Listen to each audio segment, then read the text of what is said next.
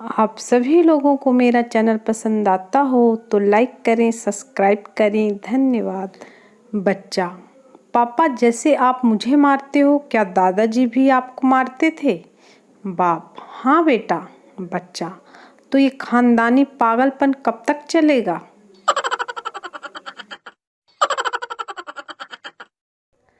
पत्नी: कैसी लग रही हूँ मैं आज?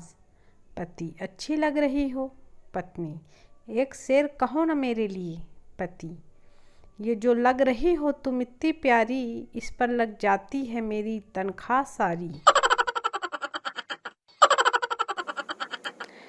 पीएम भी सिंगल, सीएम भी सिंगल, टाटा भी सिंगल, सलमान खान, योगी, ममता, माया और तो और बाबा रामदेव भी सिंगल। निगाहें अब उस हरामखोर को ढूंढ रही हैं जिसने कहा था हर सफल आदमी के पीछे एक औरत होती है। अब उस बेवकूफ़ के चक्कर में कई लोग शादी करके शहीद हो गए। शैतान बच्चा: मम्मी, मैं आज रात को सूसू करने गया तो पता है क्या हुआ? मम्मी: नहीं तो क्या हुआ? बच्चा: मैंने जैसे ही बाथरूम का दरवाज़ा खोला ना, तो लाइट अपने आप चालू हो गई और ठंडी ठंडी हवा आने लगी। उसकी बात सुनकर मम्मी गुस्से में बोली, तू आज फिर फ्रिज में बाथरूम कराया हरामखोर। आज रोड पे पड़े कचरे को उठाकर कूड़ेदान में डाला तो बगल में खड़े दो लोग ताली बजाने लगे। दिल को बहुत अच्छा लगा। बाद में पता चला कि साले खैनी रगड़ रहे थे। एक मुर्गा अपने मालिक को खिड़की से बैठा देख रहा था। मालिक बहुत बीमार था और उसकी पत्नी उसके बगल में बैठी थी। मालिक की पत्नी बोली, आपको बहुत तेज बुखार है, मैं आपके लिए चिकन सूप बना लाती हूँ। इतना सुनते ही मुर्गे के तोते उड़ गए। मुर्गा बोला, बहन जी, एक बार पैरासीटामोल देकर भी देख लो जरा।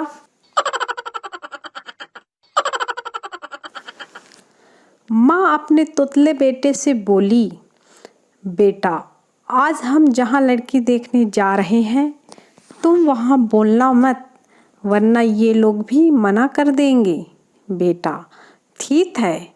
लड़की वालों के घर जब लड़की चाय लेकर आई तो लड़का चाय पीते ही बोला, दलम है, दलम है। लड़की तुरंत बोली, ओए फूतमाल, फूतमाल।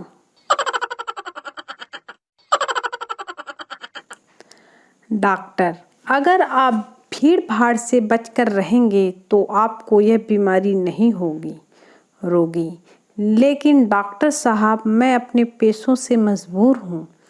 डॉक्टर: क्यों, क्या है पैसा आपका? रोगी: डॉक्टर साहब, दरअसल मैं जेब कतरा हूँ। पंडित जी हवन करते समय एक चम्मच घी आग में डालते और एक चम्मच घी अपने डिब्बे में डालते जा रहे थे। पास बैठे अपने एडमिन साहब चिल्लाकर बोले, घृतम चोरम, घृतम चोरम। पंडित जी एडमिन साहब को चुप कराते हुए बोले, ना कर सोरम, ना कर सोरम, आधा तोरम आधा मोरम। ओम स्वाहा, ओम स्वाहा। यमराज: चित्रगुप्त, एक ऐसी मशीन बनाओ कि कोई झूठ बोले तो पता चले चित्रगुप्त। ठीक है प्रभु। चित्रगुप्त ने एक घंटा बनाया जो झूठ बोलने पर बजता था। दूसरे दिन थोड़ी थोड़ी देर में घंटा बजने लगा। एक दिन घंटा अचानक जोर जोर से टन टन टन टन बजने लगा। यमराज: चित्रगुप्त, ये क्या हो रहा है? ये घंटा एक साथ इतनी जोर जोर से क्यों बज रहा है? चित्रगुप्त: प्रभु, कोई महान नेता भाषण दे रहा है। आप सभी लोगों को मेरा चैनल पसंद आता हो तो लाइक करें, सब्सक्राइब करें। धन्यवाद। गोलू नहा रहा था। नहाते वक्त पड़ोस की लड़की ने देख लिया। बात कोर्ट तक पहुंची। जज, क्या हुआ? गोलू, जज साहब, इस लड़की ने मुझे नहाते देख लिया। जज, तो तुम क्या चाहती हो? गोलू, बदला। जज बेहोश। सुबह पत्नी चाय नाश्ता पूछने आई तो मैंने कहा बना दो। फिर रुककर पूछने लगी, जी ये मोदी एक दिन में 3 देश कैसे घूम सकते हैं? मैंने कहा अगर साथ में बीवी न हो तो आदमी एक दिन में मस्को, काबुल और लाहौर घूमते हुए दिल्ली आ सकता है, वरना डी मार्ट में ही शाम हो जाती है। बस उसके बाद न चाय आई न नाश्ता।